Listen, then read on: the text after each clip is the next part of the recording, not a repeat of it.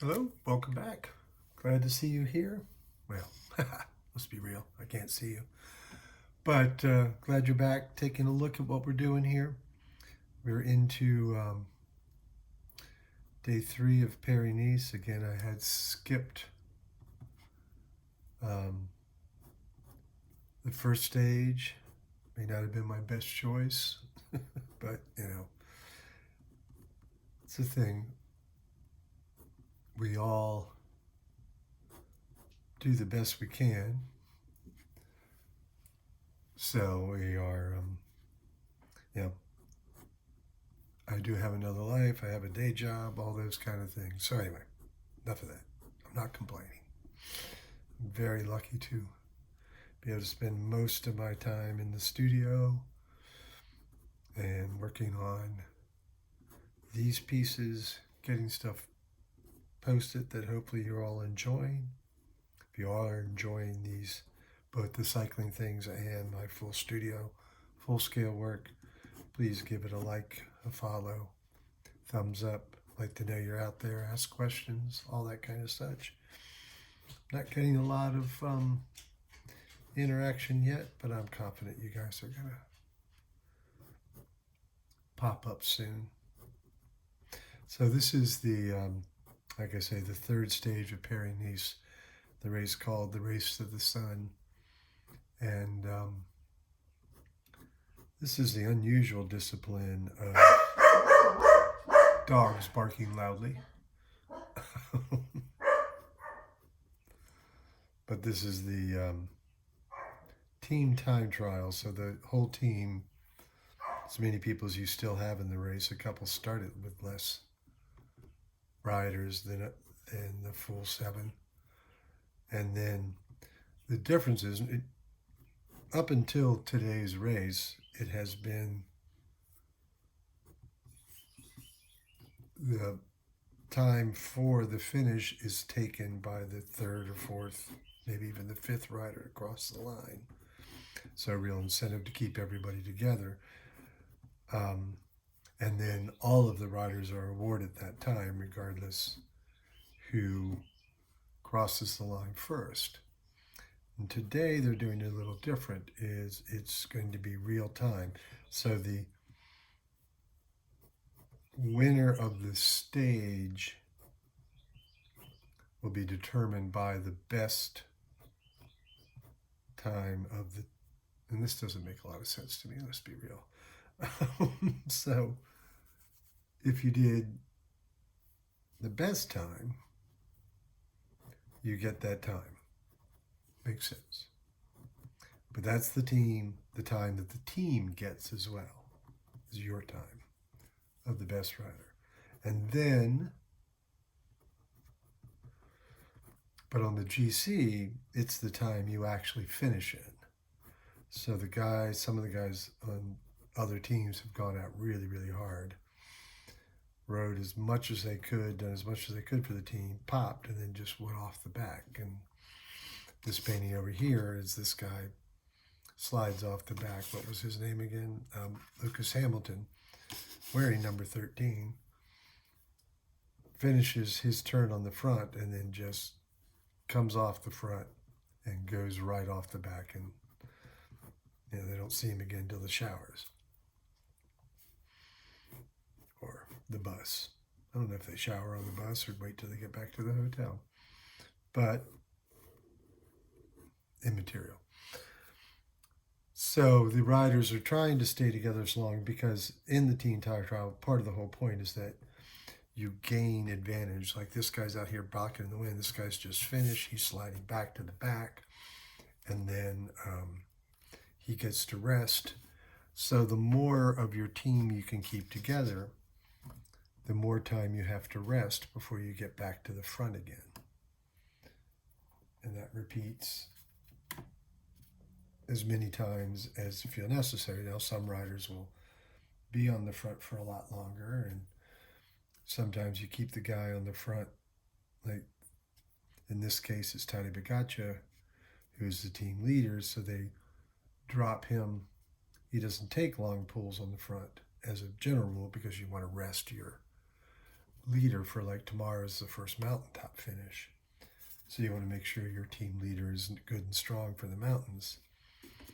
No worries with Pikachu. But he's also a very strong time trialist. So it's, are they going to use him to help the whole team, including himself? Or are they going to rest him? You know, variables. And this is race track tactics. This is what the director sportifs had to figure out. How are we going to do this? What's going to be our best advantage? What's going to work best for the team?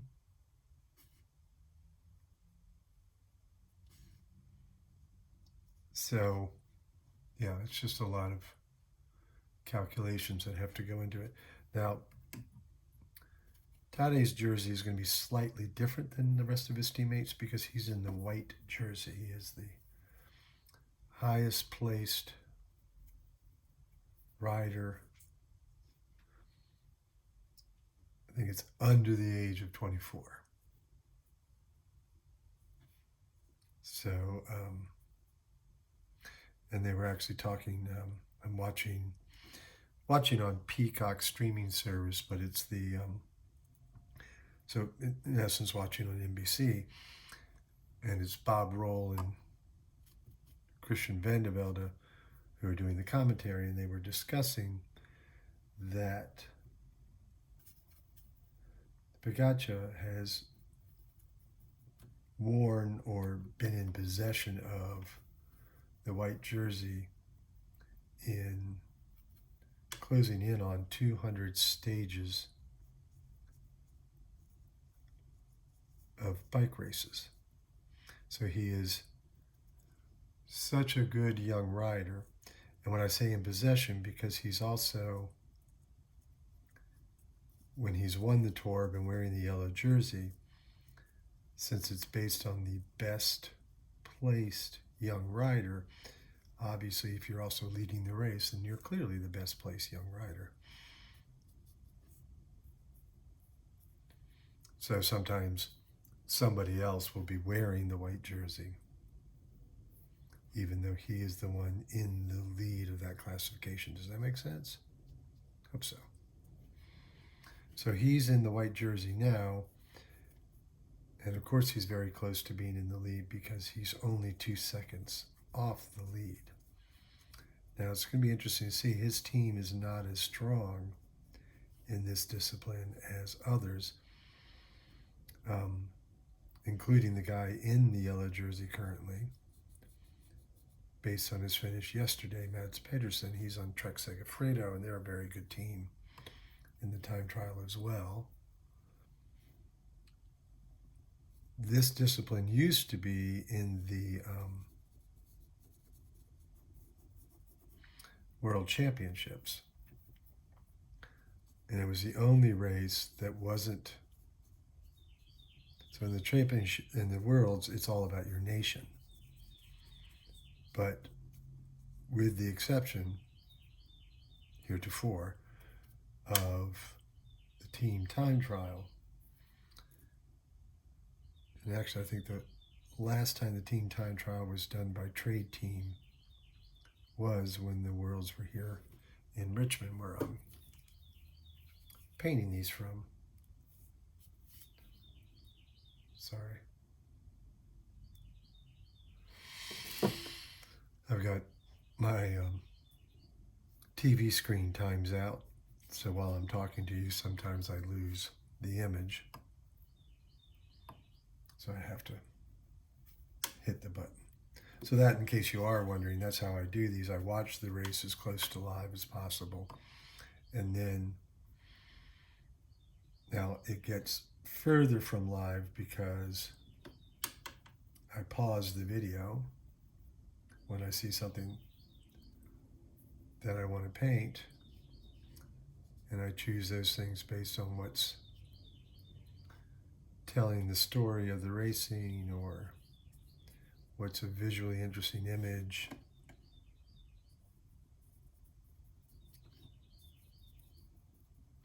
I realized just now I didn't title this before I started painting it, because I just got down to the watercolors here. So I haven't normally, as soon as I finish sketching, while I have that pen in my hand, I go ahead and write the title.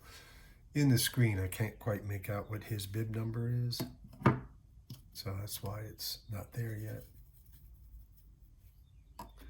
This piece is a very simple piece.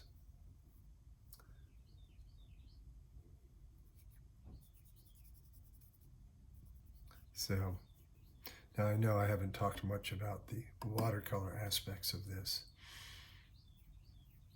but more about the racing, and that's just partially because this is a new aspect of this particular kind of stage.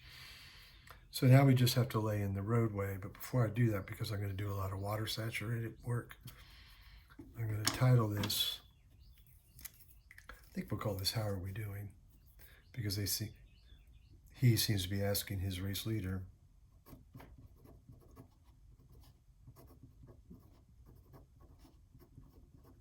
now actually he would probably be getting that answer through the radios to the team car.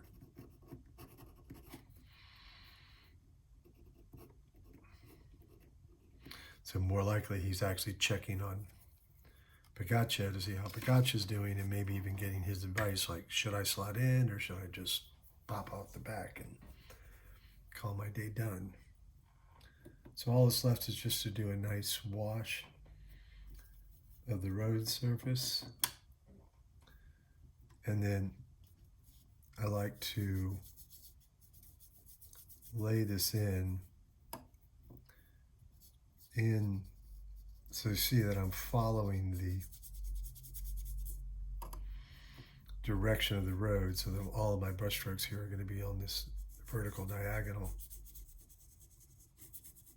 so that any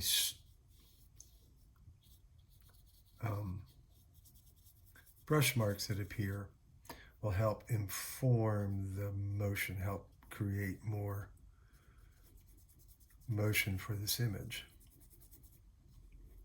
So we're just about done. Again, remind you that you can see all of this cycling artwork at my blog, theartofcycling.blogspot.com, and from there you will be able to click through to the direct link to where you can purchase this artwork should you desire.